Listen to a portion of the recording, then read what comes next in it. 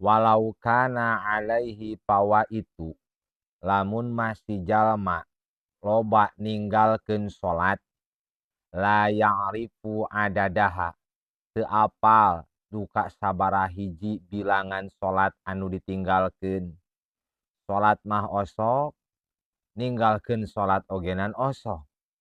Wala ya'lamu al-muddatal lati fatahu fiha teu apa duka waktu salat nu mana bae anu ditinggalkeun. Poho deui saking kumineng ninggalkeun salatna bi an qala gambaran yen tak ngomong kieu si jalma teh taroktu sholawati min hada syahri kuring ninggalkeun pirang-pirang salat dina ieu bulan.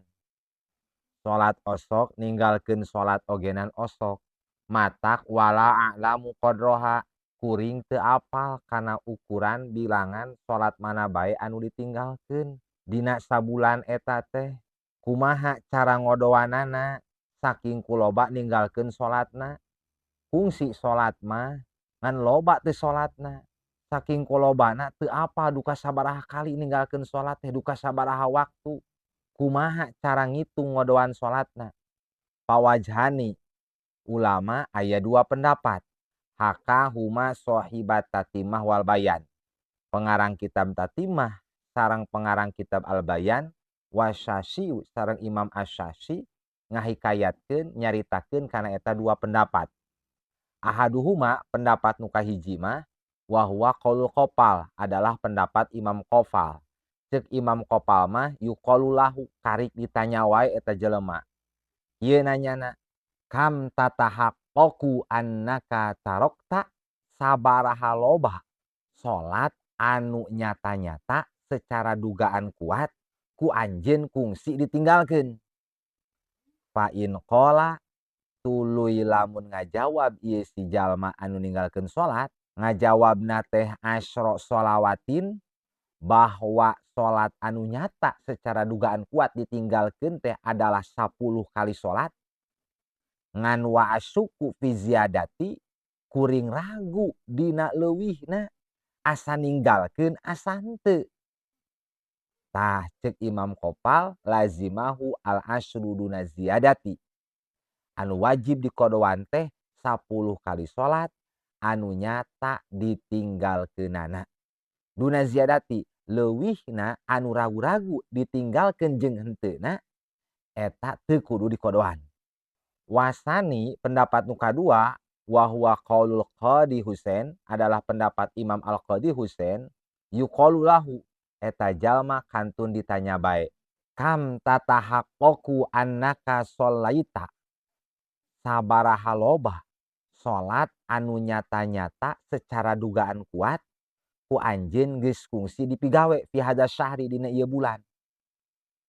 Fa iza qala kadza wa kadza di mana-mana ieu si jalma ngajawabna salat anu modelekeun salat magrib jeung isya da biasana cenah kuring mah magrib jeung isya masuk ke di masjid ngan nu sejena kuring ragu antara migawe jeung teu migawena.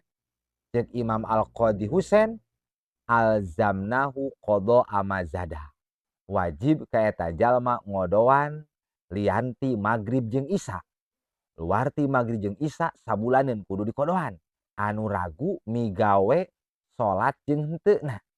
Tah eta nu kudu dikodoan. Li anal asla syaghlul zimmatihi karena sanyana hukum asal adalah katungkul tanggung jawabna ieu si jalma.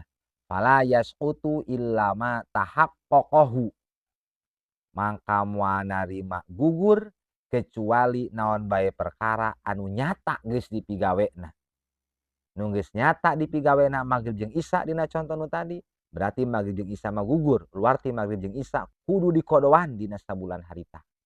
Jadi atuh kesimpulanana tina dua pendapat anu nembe pendapat Imam Al-Qopal mah salat anu kudu dikodoan teh nyaeta salat anu nyata-nyata secara dugaan kuat salat eta ditinggalkeun. Salat anu ragu-ragu mangmang ditinggalkeun jeung henteuna tah eta mah teu kudu dikodoan. Ceuk Imam Al-Qofal. Menurut Imam Al-Qadhi Husain mah salat anu kudu dikodoan teh nyaeta salat anu ragu-ragu dipigawe jeung henteu. Nah, salat anu geus nyata secara dugaan kuat geus kungsi dipigawe mah eta teu kudu dikodoan. Ieu menurut pendapat Imam Al-Qadhi Husain. Urang ngikuti pendapat anu mana? Apakah pendapat Kopal atau pendapat Qadhi Husain? Jawabanana rek ngikuti pendapat Kopal mangga, rek ngikuti pendapat Qadhi Husain mangga. Da duanana ge ulama. Keulamaanana jeung keilmuanana diakui ku para ulama anu sejen. Moal pati-pati ngobrol kecuali berdasarkan dalil. Moal pati-pati berpendapat pasti berdasarkan dalil. Panjang teuing lamun dibejakeun dalil Quran hadis jeung usul fikih na tina pendapat anu nembe. Sakieu bae mugi aya mangfaatna wallahu a'lam bishawab.